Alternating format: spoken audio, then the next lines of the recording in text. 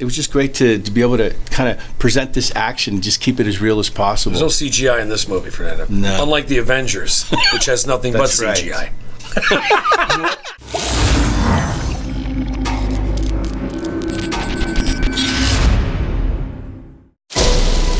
In the barrio, bad things happen when the sky turns black.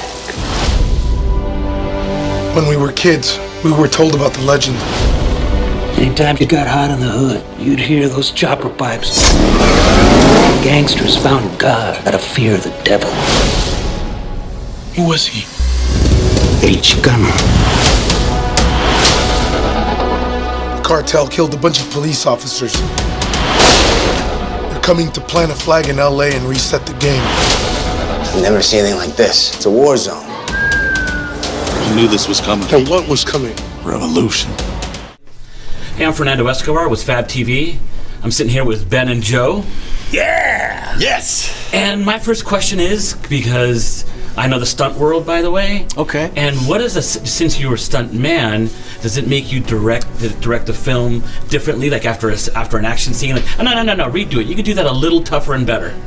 You know what? I took all the ideas I had as a stuntman, even as a coordinator, second unit director, the things that I enjoyed the most, and those were the realism, the viscerality, like just practical gags. I came up at the time when it was the Buddy Joe Hookers and the Dick Zykers. I was one of the old school guys that was trained by the old cowboys. So before visual effects and wires were involved, it was all about getting hit by a car, literally taking like a handful of Advil and drinking a beer and going back and doing it again. Right? Exactly. Right. So it was a great opportunity for me to just show just practical gags, things that look real and visceral, and it's really hard to audiences are much more intelligent, much more smart and smarter, and it was just great to be able to kind of present this action, just keep it as real as possible. There's no CGI in this movie, Fernando. No. Unlike the Avengers, which has nothing but CGI.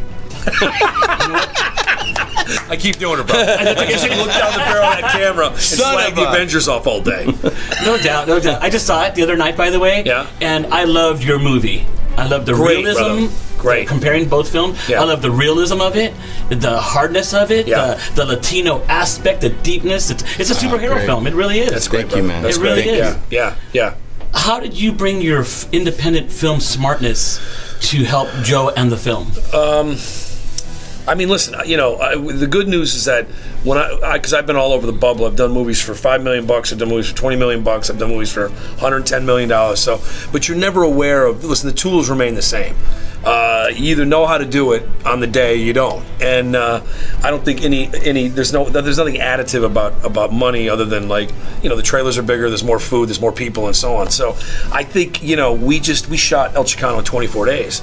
And the roles were reversed because I became Ben's second unit guy, going out and shooting. We had to shoot split units, so we just had to have, like you always have, a sense of, do we have it? Because we got to move. And I was very much like, as much as he's my best friend, I was also his producer. And we have X amount of dollars and we have X amount of days, and so I'd be doing this stuff. So that's what it came down to, brother. It's just knowing how to run and gun and grind it out. Is this the beginning of Latino-esque superhero films to come out to keep going this direction? We have every intention of making a bunch of them. I hope so. I hope so, and that's what we want to do. We want to tell those stories. Why cast George Lopez? It's funny, and Joe will agree with me. It's funny. Comics have a very dark side to them. And I had seen George in a movie back in the day called Bread and Roses, and we had had a few conversations just passing by, and knew people that were his stunt doubles, and there was just a sense about him. And Joe even agreed. He initially brought George's name up in the very beginning. I said, of course. We just knew that there was something we can tap into that no one's ever seen before. Yeah, we pursued him. We chased him. Yeah, we chased him. Oh, wow. And it was Amy Garcia finally got him to read it. She convinced him to finally read it. And he wrote this great thing to her the other day on Twitter saying, "Thanks for forcing a dyslexic to read the script."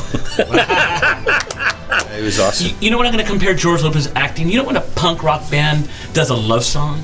Yeah. And their love song's the hit? Right. George Lopez's acting in this is that reverse. Yeah. He was so deep and. I agree, brother. So it's Oh, yeah. This was seeing him in this different style. And that was Ben that was he and Ben very much having a sense of the way that they wanted to portray Captain Gomez. Very, and again, going so far away from George's normal persona that he vanishes into that role. And I think he's dynamite. I think any other configuration, that's best supporting actor. That's nominatable. You know, I mean, he's that good in the film. That good. What's the whole message to everybody about El Chicano? What is the thing? Hope, pride, love. That you're able to think outside the box, especially in the Latino community, and still have this universal message. Rage.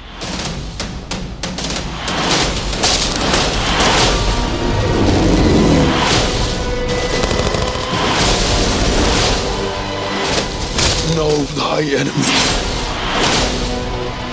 I run these streets.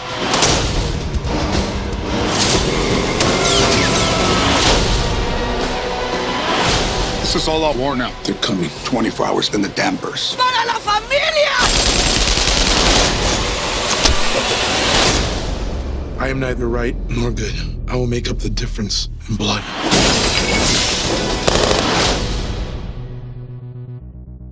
El Chicano, the ghetto Grim Reaper.